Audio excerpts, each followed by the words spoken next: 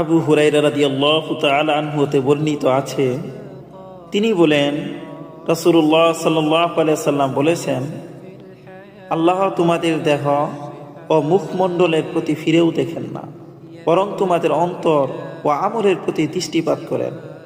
এই হাদিস থেকে আমরা জানতে পারলাম যে পৃথিবীতে যত মানুষ আছে, চাই সে কালো হোক, চাই সে সাদা, চাই খাটো, চাই লম্বা, আল্লাহ রাব্বুল আলামিন কারো অবয়ব দেখে তিনি বিচার করেন না।